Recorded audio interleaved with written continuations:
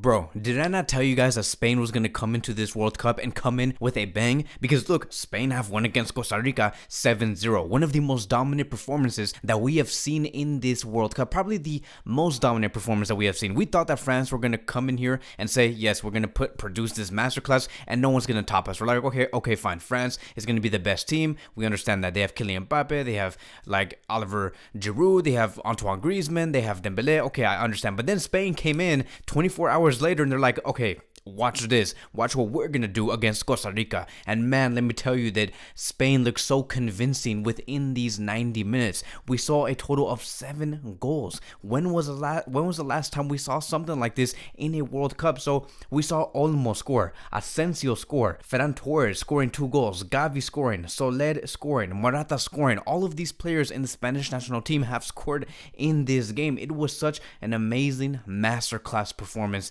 by Luis Enrique. And the amount of passes that Spain had was a total of 1043, right? 1,043 passes that were made by this team. That is so many passes. It shows you that Spain were going into this field and they were playing their game. There was no way Costa Rica had any chance of even taking a shot against Spain, because that is what we did see. You look at the stats and you look at the numbers here. Costa Rica had a total of 0 goals, obviously. A total of 0 total shots, a total of 0 shots on target, 0 shot accuracy, 0 block shots, 0 shots on the bar. And then we look at this image here. Costa Rica had nothing. Not a single shot was taken by this team, mainly because Spain were so dominant to the point where Costa Rica did not even have the ball. Spain had a total of, I think, 84 or 83% possession of the ball. If we look at the stats here, Spain had 81.8. Duels won, they won 47.6% of those duels. Aerial duels won, Spain won 40.9% of those aerial duels.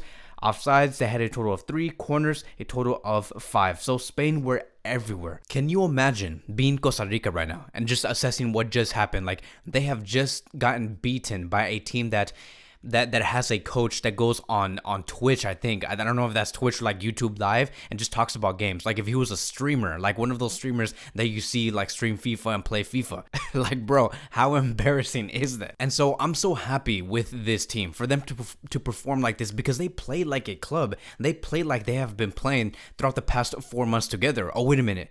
That's FC Barcelona. Like the core of the Spanish national team, it is Barcelona. Like, no wonder they play like a club. Like, no wonder they look so different compared to the other national teams, compared to Argentina, compared to France, compared to the Netherlands. Why? That is because the core of these players that are starting in this 11 under Luis Enrique, they have already been playing with one another over the past 3 to 4 months. Ferran Torres, Gavi, Pedri, Busquets, Jordi Alba, and so much more. So everybody was involved within these goals that they have scored. Dani Olmo, it was dictated by Pedri. Marcos Asensio, the assist came from Jordi Alba, a Barcelona player. Ferran Torres, a Barcelona player, scored the penalty. Moments later, in the 54th minute, Ferran Torres scores his second goal, another Barcelona player, right? Again, and then going on to the 74th minute, Gavi scored, makes it 5-0, assisted by Alvaro Morata. And let me tell you guys, like, Alejandro Balde was also here. You know, he made his debut, right? And one of the reasons why Gavi even saw that goal and broke a record, which we are going to be talking about in a few minutes, it is because Alejandro Balde got the ball from a very deep position on the field. He drove the ball forward with himself, took down about 3 to 4 players, going blazing fast. I don't know if that was a Lamborghini, I don't know if that was a Ferrari, but at the end of the day, that was Alejandro Balde. Balde took the ball, went blazing fast into the final third, and then the ball ended up going to Alvaro Morata. He passes it towards Gavi, and Gavi shoots a rocket into the bottom right corner. What a goal coming from Gavi, and what a play, my friends, coming from Alejandro Balde. A player that was not even supposed to be here in the first place, and now he is here to showcase exactly who he is. But first, a quick word from our sponsor, and I do want to introduce Top 11. If you guys do not know what Top 11 is, it is a free-to-play football management mobile game, meaning can you imagine an entire football universe within your pocket where you're going to be able to be in charge of your own football club, from signing a team of superstars to creating your own stadium, running the training sessions, setting up formations, and so much more. Top 11 2023 is also going to be introducing a new limited time event called Penalty Clash. It is a special PvP event that is going to be taking place between November 17th through the 26th and also December 13th through the 18th, where you're going to be able to represent a country and play against other players worldwide. Within this event, not only are you going to be able to control taking the penalty, but you're also going to be able to be the goalkeeper. So you're going to have total control on shooting the penalty and also try to save your team from the opponent's penalties. It is so much fun. It does get very competitive, and you're also going to be able to play with your friends, and there's also always going to be 4 exciting competitions that is going to be happening in every top 11 season: the league, the cup, the Champions League, and the Super League. And you're going to be able to have all of this while having a very great 3D immersive experience. It looks so real, and it is going to be available through Google Play, the App Store, Huawei, Microsoft stores, and the web browsers. So if you do want to download Top 11 2023, there is going to be a link down below in order for you to install the game. I hope you guys do have a lot of fun, and now let's go back into the video. So just to give everybody here more clarification on who showed up in this game when it comes to Barcelona players, because obviously this YouTube channel is called Barca Media, so let's focus more on Barcelona players. So we saw Ferran Torres play a total of 56 minutes, and he had 2 goals. So that was one player. We had Gavi, who has also been introduced on his debut for the World Cup. He played a total of 90 minutes and scored a beautiful goal. A beautiful goal. Jordi Alba also participated, played a total of 64 minutes, and he gave out 1 assist. Pedri played a total of 56 minutes. Busquets played a total of 64 minutes. Alejandro Balde played 26 minutes after coming in for Jordi Alba. Eric Garcia, though, and Ansu Fati did not play. I'm assuming that Luis Enrique was resting these 2 players because Eric Garcia and Ansu Fati are going to be playing a very big role in the next 2 games, which will be against Japan and against Germany, a game where it is going to be requiring so much more goals, so many more technicality in that back lines, which is regarding Ansu Fati and Eric Garcia. So we'll see how that does play out. It's going to be very exciting because after seeing Germany lose against Japan, I think that Spain are ready to face and beat probably the hardest team that they're going to be facing, which is Japan at the moment, and basically take down Germany and potentially take out Germany away from the World Cup very early, which could be in the group stages. How disappointing could that be to see Germany leave that early and having Japan and Spain move to the next round? So that is just the magic of the World Cup, my friends. This is what the World Cup actually is to see teams like this fail and to see other teams that are not even supposed to fail in the first place come up and really surprise the world. And so the other players that I also do want to talk about, to go into like greater detail, let's continue to talk about the Barcelona players and just talk about who were the most interesting Barcelona players, who gave out the most on the field. And let's revolve around Gavi and Pedri, okay? Those 2 words, Gavi and Pedri. It's only about those 2 players. Yes, we saw Busquets dictate the tempo. He was having a masterclass on the field. Yes, we saw Jordi Alba provide an assist. He was so lethal in the final third. Yes, we saw Ferran Torres also score 2 goals. Amazing, right? So all of that was amazing. But when it comes to Gavi, and when it comes to Pedri, you just cannot not talk about Pedri and Gavi. Let's talk about Pedri. Pedri against Costa Rica had 97% accurate passes.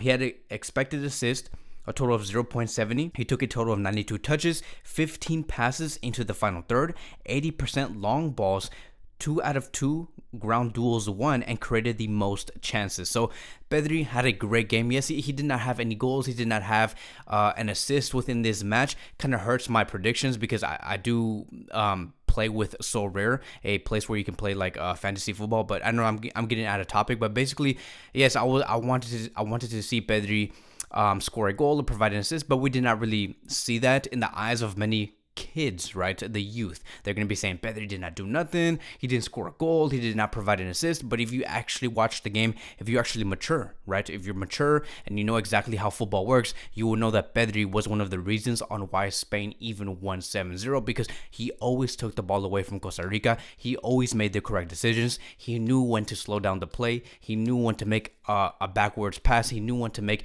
that final pass.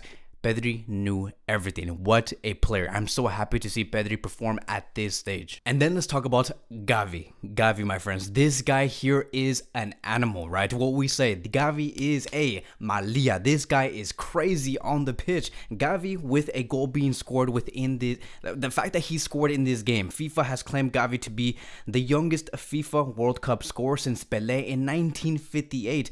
Gavi at the age of 18 years old and 110 days. And then yes, we have Pelé in 1958 being 17 years old and 249 days to be at that moment claimed as the youngest goal scorer in the World Cup. Gavi does come in second place. Gavi was amazing. He was intense, always a fighter on the pitch. We look at the stats here and we can see that Gavi against Costa Rica was the youngest goal scorer for Spain, had an 89% accurate pass rate, 1 goal, took 70 touches, 5 recoveries, 90 minutes also played in this match. And when the game was over between Spain and Costa Rica, Gavi was named officially the MVP of the match. What a player. I am just so happy to see Gavi perform like this, just like Pedri. And so this is just the beginning. To see Gavi and Pedri like this with Jordi Alba, Ferran Torres, potentially Ansu Fati in the future, this is just the beginning. Like Spain are only going to produce more masterclasses, hopefully against Japan. Maybe not 7-0, but maybe 3-1, maybe 4-1, maybe 2-0.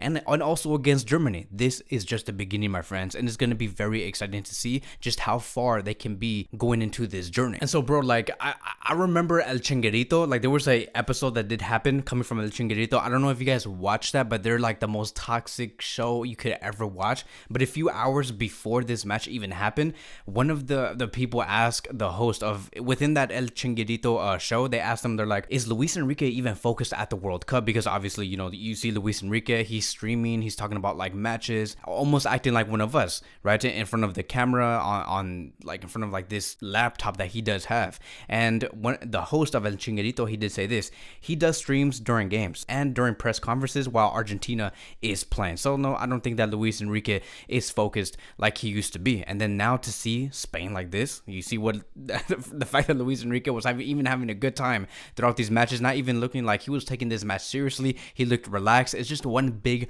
middle finger to El Chinguerito, who are so Real Madrid biased. I just cannot believe they said something like this before the match was even like coming up. Never ever try to doubt Luis Enrique and his brain, his masterclass, what he is intending to do, because he will punch you right back into the mouth. And so that is going to be wrapping up today's post-match review. Vamos España, vamos Argentina, let's go USA, let's do this, let's go for a Spain-Argentina World Cup final, USA going to the semis, let's do this. I cannot wait. See you guys in the next video.